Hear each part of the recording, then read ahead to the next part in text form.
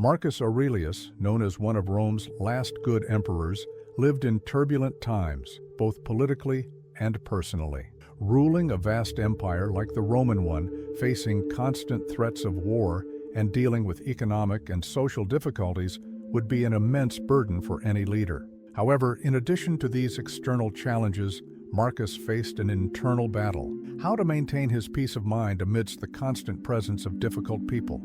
In his Meditations, an intimate record of his thoughts and reflections, he often addressed this question, revealing that living with ungrateful, arrogant, dishonest, and envious people was one of his main trials. Despite this, Marcus Aurelius did not succumb to discouragement or anger in the face of these stressful interactions. Instead, he found a guide in Stoicism to maintain his serenity. This philosophy, which dates back to ancient Greece, was adapted by him to face the unique challenges of his position as emperor. Stoicism teaches that we should focus our efforts only in what is within our control and accept with serenity what we cannot change. For Marcus, this meant ignoring the opinions and actions of others while remaining true to his own principles. He wrote, "Does anyone despise me?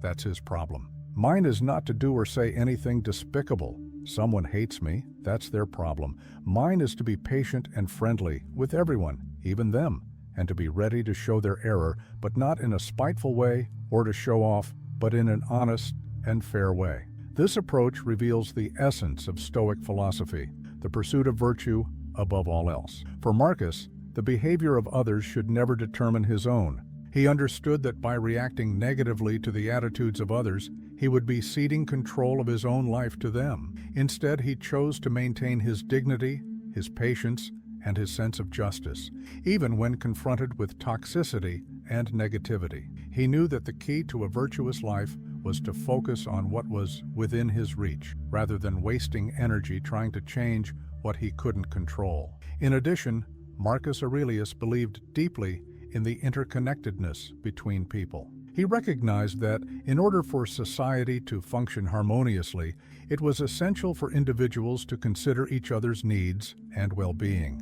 However, he also warned against becoming overly preoccupied with the opinions of others, to the point where this could damage our peace of mind. He understood that giving too much importance to what others think can lead us to sacrifice our authenticity and live in constant anxiety.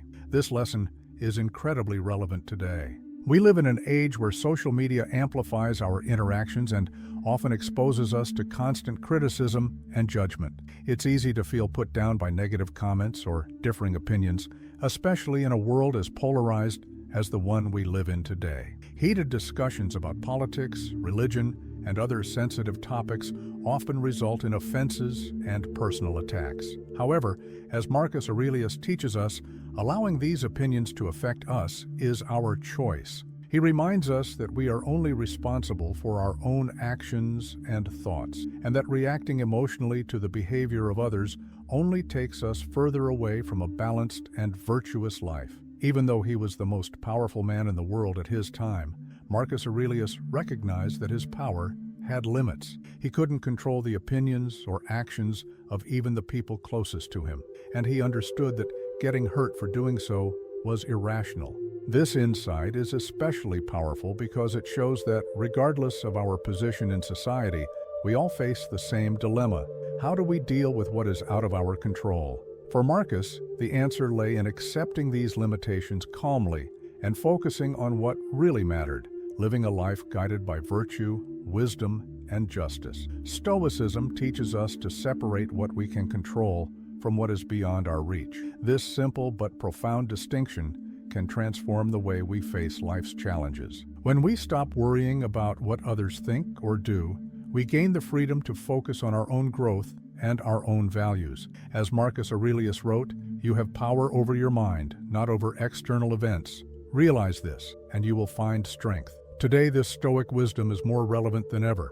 In a world marked by intolerance, a lack of empathy, and the constant bombardment of opinions on social media, it's easy to get lost in unproductive arguments or become consumed by other people's toxic behavior. However, the teachings of Marcus Aurelius and other Stoic philosophers offer us an alternative path, one of serenity, self-control, and focus on what really matters. Diogenes of Sinope, one of the greatest representatives of the Cynic school of philosophy, is remembered not only for his revolutionary ideas, but also for his eccentric and provocative behavior. He was born in ancient Greece and lived in a period of profound social and cultural change, but chose to completely reject the conventions and values of the society of his time. For Diogenes, concepts such as status, wealth, and social approval were nothing more than distractions that took human beings away from their true nature and an authentic life. Diogenes lived with as little as possible,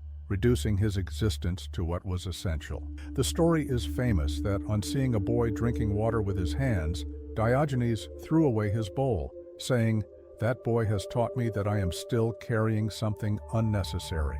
He was a master of detachment, despising any kind of material possession that he considered superfluous. His philosophy was practical. He didn't just preach simplicity and authenticity, he lived these ideas in a radical way. Diogenes even lived in a barrel, demonstrating that happiness did not depend on material comfort, but on a mind free of unnecessary desires and the approval of others. One of Diogenes's most symbolic gestures was to walk through the streets in broad daylight with a lighted lantern, proclaiming that he was looking for an honest man. This act, which could be seen as a theatrical provocation, had a profound meaning. For Diogenes, society was full of hypocrisy, and genuine honesty was a rare virtue. He believed that most people lived by appearances, incessantly trying to please others and conform to artificial standards. His lantern, therefore, was a symbol of his search for authenticity in a world full of masks. Diogenes rejected not only social conventions, but also the norms that governed human behavior. He believed that society had strayed from its original simplicity and had become a prisoner of artificial values, such as the pursuit of wealth, status, and power. For this reason, he extolled the virtues of dogs, animals which, in his view, were more authentic than humans. Dogs don't worry about conventions. They act according to their nature. They are not ashamed of their instinctive behavior. They don't seek to please others, and they live in the present. For Diogenes, adopting a similar attitude was liberating. Not surprisingly, his provocative behavior generated intense reactions. He was often called a dog by his critics, but instead of taking offense, he embraced the nickname with pride. For him, being compared to a dog was a compliment, as it represented the freedom to be authentic and to live according to nature, without being bound by the expectations and judgments of others. This attitude of radical indifference to other people's opinions is what made Diogenes invincible. He didn't need anyone's approval to validate his existence. An iconic example of his philosophy occurred when Alexander the Great visited Diogenes. Alexander, who was the most powerful man of his time, asked the philosopher if he needed anything. Undeterred, Diogenes replied, "Yes, get out of the way of my son." This direct and defiant response exemplifies his total unconcern with power and authority. Diogenes saw no point in revering figures of high status because, for him, true greatness lay in being true to oneself and not in impressing others. Cynic philosophy, as defended by Diogenes, may seem extreme to many, but it contains profoundly relevant lessons for today. We live in an age marked by the incessant search for external validation. Social networks encourage us to present idealized versions of ourselves, to compete for likes and followers, and to measure our worth based on superficial metrics. However, as Diogenes showed, true freedom lies in freeing ourselves from these bonds and living authentically, without fear of being judged. This rejection of other people's opinions and society's artificial values is the essence of Cynic philosophy. For the Cynics, attachment to material goods, status, and social approval is a form of slavery that prevents us from achieving true happiness. Diogenes believed that by freeing ourselves from these bonds, we become invincible. No offense, criticism, or rejection can hit us when we don't depend on external validation to be happy. He was the embodiment of this idea, living so radically that he became an iconic figure in the history of philosophy. The central message of this part is clear: not caring what others think makes us freer. Diogenes lived this philosophy to the extreme, showing that it is possible to find happiness and fulfillment by rejecting artificial values and seeking authenticity. His story is a powerful reminder that true strength comes from within, not from external opinions or validation. I want to know what you think. Do you think Diogenes' vision of ignoring social conventions and seeking a more authentic life is still applicable today? Leave your comment below and share your perspective. And if you like this video and want to support my work, don't forget to leave a like. Arthur Schopenhauer, the German philosopher known as one of the greatest thinkers of pessimism, is a fascinating figure in the history of philosophy. He is widely admired for his ruthless and realistic analysis of the human condition, which, although bleak, offers profound insights into how to navigate life more authentically. For Schopenhauer, life was essentially marked by suffering, and this suffering was driven by an irrational force that he called the will to live. This will, which drives us to constantly seek the satisfaction of desires and needs, is also the source of our anguish. Among these desires, the desire to be highly esteemed by others was, for him, one of the most problematic of human inclinations. Schopenhauer believed that the quest for social approval was at best futile and at worst destructive. He pointed out that the desire to be admired and respected by others often leads us to sacrifice our peace of mind and independence. When we worry too much about what others think, we become prisoners of their opinions. The philosopher described this situation as a form of emotional slavery in which we become dependent on the judgment of others to determine our worth. He wrote, "The only way to put an end to this universal madness is to recognize clearly that it is, in fact, madness." For Schopenhauer, this search for validation is all the more problematic because people's opinions are mostly superficial, fickle, and often wrong. He criticized the human tendency to overvalue what other people think, arguing that these opinions rarely have a real positive impact on our lives. He said, "The opinions of most men are, in their essence, false, perverted, erroneous, and absurd, and therefore unworthy of attention. Moreover, the opinions of others can hardly have any real positive influence on us in most of life's circumstances and situations." This radical vision invites us to question the value we place on public opinion and to free ourselves from the weight it exerts on our decisions. Schopenhauer also pointed out that the quest for social approval often puts us in paradoxical situations. In trying to impress others, we often sacrifice our authenticity and adopt behaviors that don't reflect who we really are. This disconnection between our true nature and the image we project can lead to a deep sense of dissatisfaction and emptiness. For Schopenhauer, living authentically meant rejecting the need to please others and instead focusing on developing a genuine connection with oneself. The philosopher was a staunch defender of the idea that true freedom can only be achieved when we free ourselves from the need to be admired. He believed that this emotional independence allows us to live according to our own values and priorities, rather than submitting to external expectations. However, he also recognized that this independence requires courage, as it implies challenging deep-rooted social norms and facing the possibility of rejection and isolation. This courage, for Schopenhauer, was the price to pay for a life of inner peace and authenticity. Schopenhauer's ideas have a remarkable relevance in the modern context. We live in an age where the search for external validation is amplified by platforms such as social media.